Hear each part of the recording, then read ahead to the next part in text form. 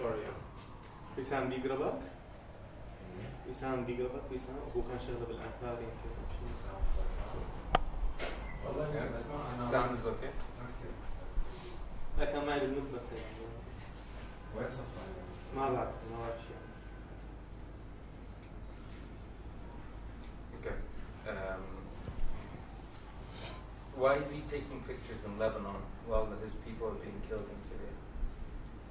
يعني ليش أنت عم بتقوم شفناك عم تشوف تصوير بلبنان اليوم مع إنه الشعب عم يقتل بسوريا؟ كان في محاولة من بداية الثورة لأنه أنا ومجموعة شباب إنه نشوف الوجه الثاني للثورة السورية، واللي هو كان بدايته عند الجامع العمري. بلش بخشبة فيك تقول عنها خشبة مسرح. كان في هذا الهاجس دائما نشوف نحن الصدى الثاني أو الوجه الآخر للثورة. هي سلسلة طويلة من محاولة بعكس أو نقل هذا الشيء. حاليا بسبب وجودي بلبنان كنت عم بتلمس أو عم بتبع هذا الشيء. الشباب عم بيعملوا مقهى إعادة تصنيع الأشياء. هم مجموعة شباب سوريين من مختلف أنحاء سوريا عم بيحاولوا يعملوا مشروع ثقافي هون بلبنان بالاستفادة من خبراتهم وتجربتهم. في كان سبب رئيسي لأنه أنا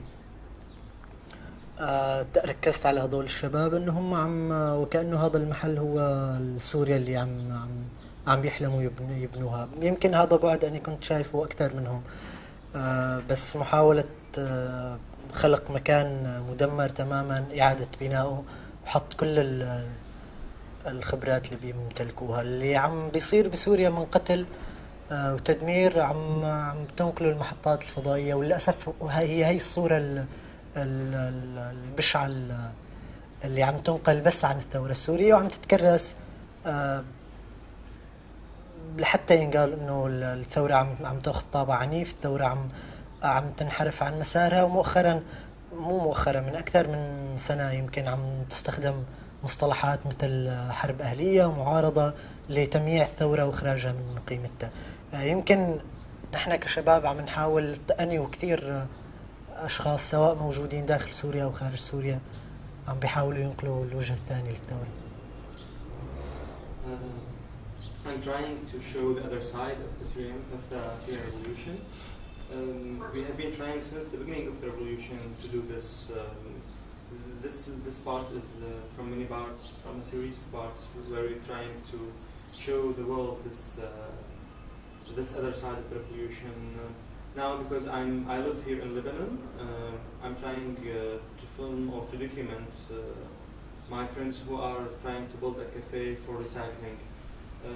Those are young Syrians who are diverse, who are trying to put all their experiences in this project. It's a cultural project here in Lebanon, and I focused on this project because I thought it's just like Syria, which they are dreaming of, especially that they are trying to rebuild a place which is fully destroyed, and where they put their experiences and their life in it. What's going on in Syria, it's shown by TVs. Every TV in the world is conveying what's going on in Syria. And since maybe about 1 year ago, we start to hear terms such as civil war and things like that, and these terms are trying to to divert the revolution. My aim is different from this. We are trying to show the other side of the revolution. ممكن نضيف شيء ثاني كمان. He needs to repeat, not now, but I will tell you. في سبب ثاني لأنه محاولة إنه أنت لما بتكون عم بتعبر عن الأشياء سواء عن طريق الأفلام أو الموسيقى أو الشعر، تعبر عن الثورة بأساليبك. في طرف ثاني أو في جانب ثاني، في ناس كانوا متخوفين من الثورة، في كان ناس مش أخذين موقف. هي محاولة شخصية لأنه أشوف المشهد كامل. السوريين مش كلياتهم ثوار ولا كلياتهم عم بيساهموا بالثورة بشكل مباشر. كانت محاولة لحتى أنت بالنهاية تبني وطن، أنك تشوف المشهد كامل. فكنت عم بحاول من خلال الفيلم اللي عملته عن الموسيقيين اللي عم بيعزفوا موسيقى شارع، كنت عم بحاول أشوف المشهد كامل.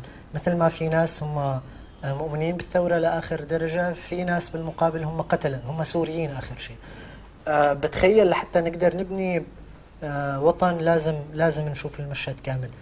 وهي محاولة عم بحاول بطريقة الأساليب. It's a try, and you can find many ways of expressing yourself through movies, through music, through poetry. We should. I think that we should see the whole picture because Syrians are not all Syrians are revolutionists or that are participating in this revolution. This is why I made a picture. I made a film about Syrian musicians who play music in the street here in Lebanon. There are different Syrians, and if you want to rebuild our country, we should cooperate. Yeah. Very good answer. جوابك حلو. Just a minute. بس صديقي وقت أسألك سؤال مثلا إذا سألتك إنه أنت ليش اعتقلت؟ بدي تبلش بجملة إنه أنا ليش اعتقلت؟ أوكي. كرر آخر الجواب. تذكرني بس.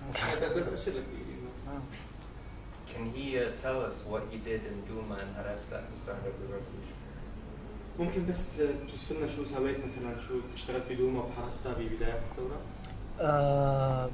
ببداية نزلت على دوما وحرستا ببداية الثورة لنفس السبب اللي كنت أنزل فيه على درعا، لأنه كان في بحاجة لناس يصوروا المظاهرات. كان في عندنا كاميرات بتساعدنا على أنه نحن نصور المظاهرات بشكل احترافي، كاميرات بلاي سبورت بتصور كودك فول اتش دي.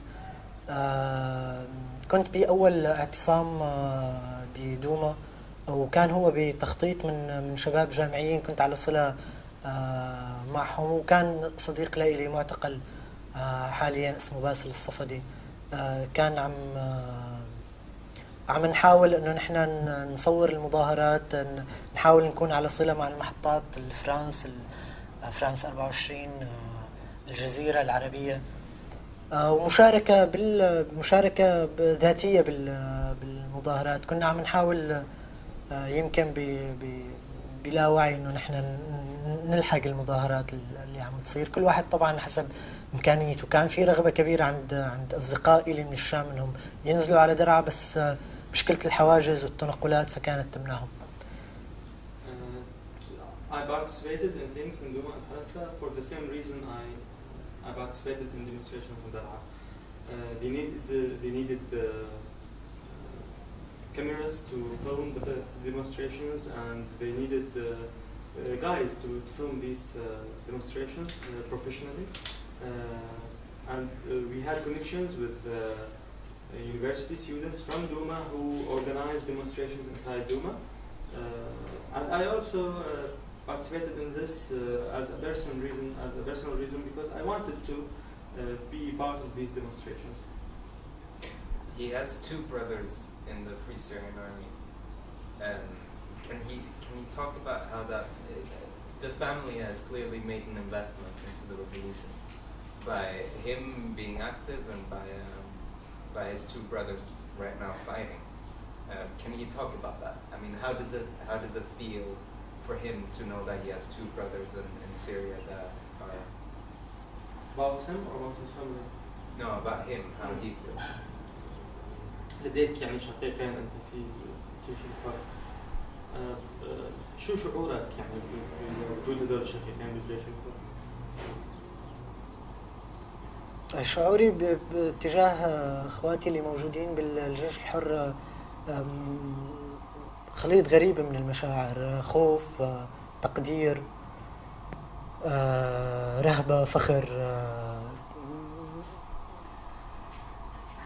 أحيانا تكون مشاعر متناقضة، يعني في كمية خوف كبيرة، بنفس الوقت في إحساس بالفخر بأنهم هم موجودين على يعني على الجبهات إذا صح التعبير. it's a strange mixture of feelings. I feel a kind of fear. I respect them. I feel proud. I know they are contradictory feelings. Especially that I know that my own brothers are fighting, in the fronts and inside Syria. Dara is there's a lot of fighters from Nusra in Dara. How does he feel about this part of the revolution? بدرعا هناك يعني كثير من المقاتلين من جبهة النصرة. يعني كيف بتشوف هذا الجزء من الثورة؟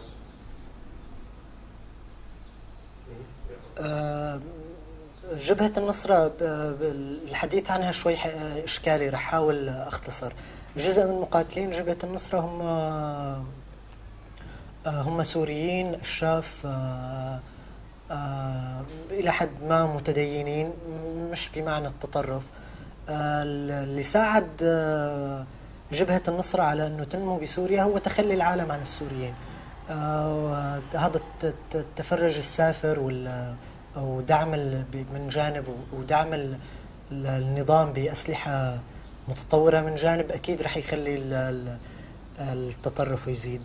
اللومي الأساسي مش على الشباب اللي عم بيحاربوا بجبهة النصرة، لومي على العالم اللي حول الحالة المدنية اللي هي من أروع الحالات اللي يمكن مرقت تاريخ العالم، حولها بشكل مباشر ومدبر لأنه يتحول لحالة تطرف. كل الشباب السوريين بتخيل من درعا لإدلب هم اضطروا أنهم يحاربوا مع جبهة النصرة لأسباب كثيرة يمكن بطول شرحها.